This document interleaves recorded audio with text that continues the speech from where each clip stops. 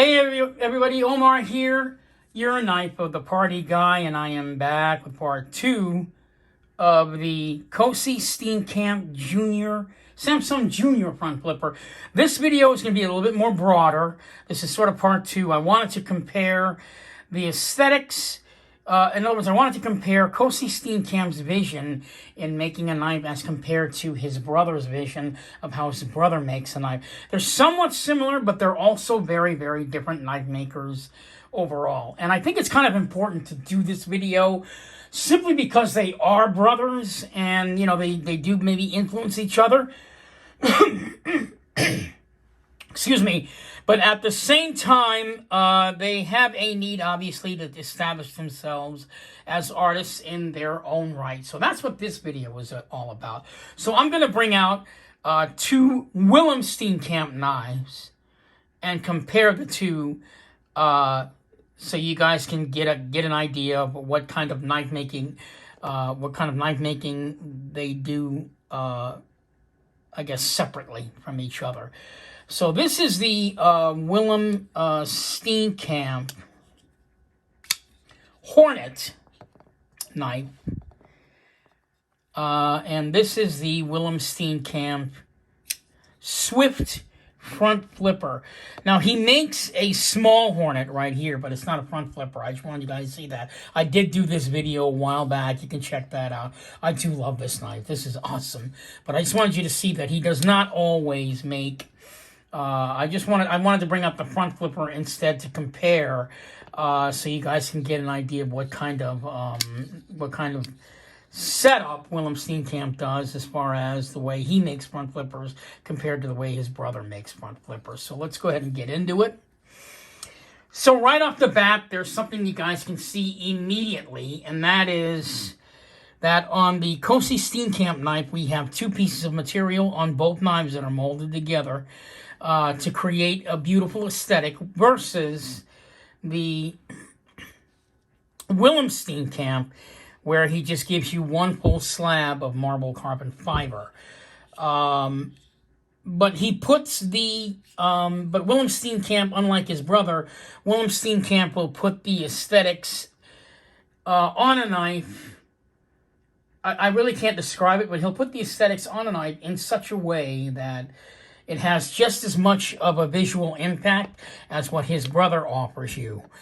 So let's get into that. So first of all, obviously, the biggest difference is you only get one full slab of, you know, of any material on this guy's knife. He's into the idea, I guess maybe he's more into the idea of just like oneness, where your eye can take full advantage of one material on a knife. And as you can see on the Hornet, this one piece of material, which is shredded marble carbon fiber, it's absolutely stunning. I mean, he just goes bam, he puts it right onto the knife, and that's pretty much all you get. But it's put on and I guess on a knife in such a way that you just can't stop staring at it.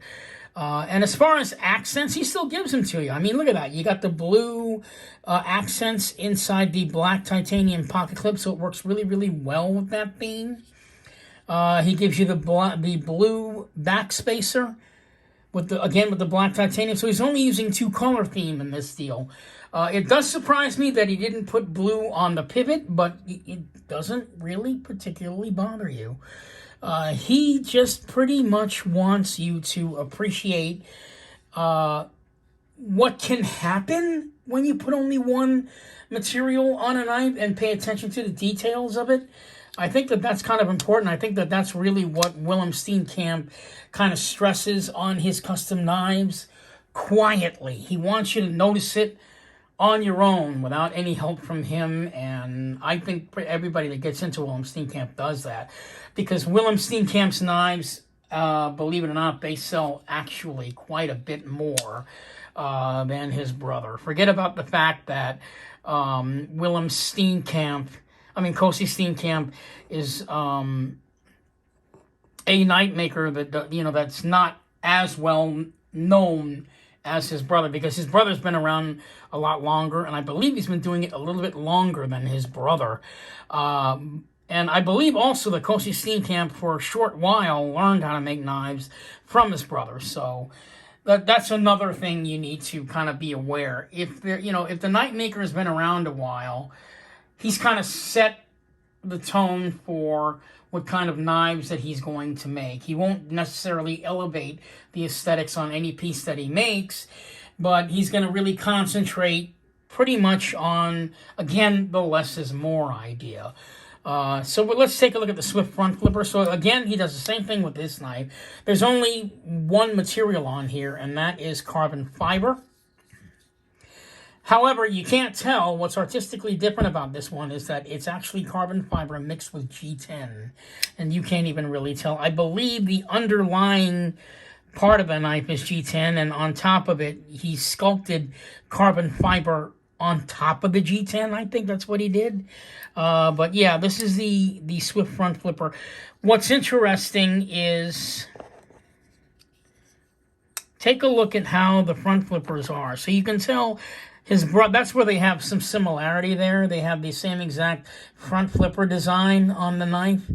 I don't know if Kosie Steenkamp started this type of front flipper first, or maybe his brother did. I have no idea. And the reason I don't know is because Willem Steenkamp doesn't make very many front flippers. Most of his knives are just regular flippers. In fact, if you go on his site, you won't see very many front flippers at all, whereas Kosie, he pretty much delves into both regular flippers and front flippers, because you can get both versions of these knives in regular flippers if you so choose. I just happen to be a front flipper fanatic, so I gotta have a front flipper. But yeah, Willem Steenkamp does not do front flippers all that often. Another thing about Willem Steenkamp also is there's a lot of like shiny, you know what I mean, on his knife as far as aesthetically. This is not the only knife that Willem Steenkamp makes where it's kind of got this sheen. I've noticed a lot of his custom knives are built that way, where there's like some sort of a sheen or some sort of a quiet pow aesthetically on his knife, where you can't help but keep admiring it. And he gives it to you. He really does give it to you. Versus Kosie Steenkamp, who has just as much eye-popping aesthetics, but he's more flat. You know what I mean? As far as there's no shine on his knives as much. He would rather have you pay attention to the fit, the finish, really notice the details. Like, again, I can put my finger around this pivot. I don't feel the difference between the red carbon fiber and the white Westinghouse. That just blows me away every time. I don't even know how the hell he does that. Again, just like the other knife, if I hold it up, you can see the sparkles in there. See that? And that's what I'm talking about, is that you're not going to get a lot of that with Willem Steenkamp. You know what I mean? You pretty much just have to appreciate Willem Steenkamp's, what he gives to you right off the bat. So, and believe it or not, as strange as this sounds, you're very satisfied. You're just as satisfied with the aesthetics, even though it's only one material on the knife, as you would be with his brother's work, which is, two pieces of material, sometimes maybe even three if you ask for it. Kosie Steenkamp can do that. Where I'm not saying that Willem Steenkamp won't do that. It's just that when he puts out his knives, they're always just one or two aesthetics on there. And in this case, on this knife, it's just, the black pivot ring or zirconium pivot ring, and then all the black marble carbon fiber, which is so stunning. And of course, he gives you file work on the back, which is something that Willem does, right? But his brother doesn't do. So you still get it's still less is more. So where there's a minus on this knife, there's a plus on this one. And in this case, we have a straight liners on here versus the file work on this knife. And again, it's not over the top file work. It's just enough to give you enough flash to appreciate. Because if you've ever seen an Andre Thorburn file work, or Erucus Blumeris' file work. And you can look it up on Instagram. Those guys do the file work all the way down to the freaking handle. Whereas, again, Willem Steenkamp, he'll give it to you, but, he'll stop after a while. Because I think he wants the material to speak for itself. And that's pretty much what you're getting with Willem Steenkamp. With Kosie Steenkamp, where you're not getting the, the really cool file work, he's going to give you a really cool backspacer, right? So the whole point of this video is, yes, these guys have the same exact last name, but they are two very, very different knife makers overall. Very, very different knife makers. Even if I just take both these two knives away and describe something to you here. Even if we take away both those smaller knives and just focus on the larger knives, aesthetically and ergonomically, they're different knives. Take a look at that, okay? The Willem Steenkamp is pretty much a straight deal all the way from this point of the knife all the way down to that point, but he gives you a nice finger choil, right? It's still comfortable in your hand. Ergonomically, I don't have a problem with it. Nothing. There's no like, oh, it's uncomfortable. It's not there. It's there. He gives it to you. He gives you your ergos that you need when you're using the knife. A little bit different in the case of his brother. More curved.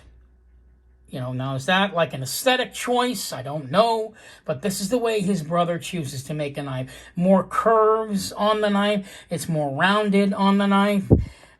You've got, and obviously when you put this in your hand, because there's a hook in there, it feels just as comfortable. Like I feel just as comfortable holding this knife as I do this one. I don't notice a difference. Like I don't miss the curvature on the Kosie Steenkamp.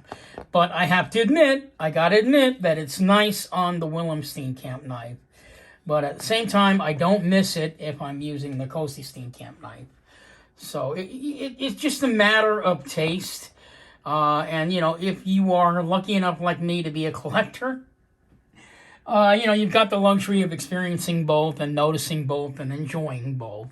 And that's one of the main reasons why I got into knife collecting, is to look at every detail of every part of the knife so I can find some good on the piece everywhere. I don't think I've come up or had a knife where it just completely sucked. That just has not happened. I think that's my point when it comes to South African knives. There has yet to be a knife where I've checked it out, I've held it, and it sucked. That has not happened yet, and I don't think it's going to happen, because the amount of pride and detail that these guys put into their, and work that they put into their knives, you can't really, I don't know, you can't really put a price on that. I mean, because these guys work hours. If you really need to understand that that's what you're paying for. And I don't know why I have to keep explaining this in my videos, because people say, well, why are you paying hundreds of dollars for knives? I pay hundreds of dollars for a knife because I want that detail on the knife. I really appreciate the fact that these are two different pieces of material that are into one. It takes hours and hours of handwork to do that. You're not paying for a knife, guys. You're paying for art. And I think that is the problem, and I think that is the miscommunication with custom knives, is that the concept of the art idea is somewhere in the back of your head. You don't even notice it or realize it, because in your mind, you're so used to carrying these guys, which are just a really cool tool. I mean, that's what these are. These are tools. These are tools that were made by a machine, put on some sort of lathe, some, like, where there's like an assembly line with some very highly skilled people on the assembly line put this together. And at the end of the line, you get a finished product versus a custom knife made by hand by an artist who really worked to give you his interpretation of what a knife is. So you really need to keep that in mind if you're going to go the route of custom knife making. And you're going to really need to begin to put the concept that what you're holding in your hand and what you're putting in your pocket is an art piece as much as it is a tool. So that is all I have for tonight in both these videos on Willem Steenkamp and Kosie Steenkamp. I hope this video has maybe opened your eye to custom knives. And I'm going to end my little video with my little friend, the dinosaur. This is Omar, your Knife for the Party guy, and I will be back again with another new video. I do plan on making a, I do plan on making a purchase in a couple of weeks. It's going to be like one of these unplanned purchases. Again, the knife collector in me just can't stop. And that'll be a surprise. I hope I can do it. I'm going to definitely, I'm going to tell you right now, I'm definitely going to buy that knife. And it'll be a surprise in a couple of weeks when I get that piece. So this is Omar, your Knife for the Party guy, signing off. Hoping you'll find one of these two knives in your collection someday. And if you're not into custom knives, I wouldn't worry about it. You will be. No, I can't get him to stand up. Thank you so much for watching. This is Omar, the Knife for the Party guy. Oh, there you go. That's the best I could do to get him to stand up. And I'll be back in a couple of weeks with a new knife, hopefully. Thank you so much for watching. And I'll see you guys in the next video. Have a good evening.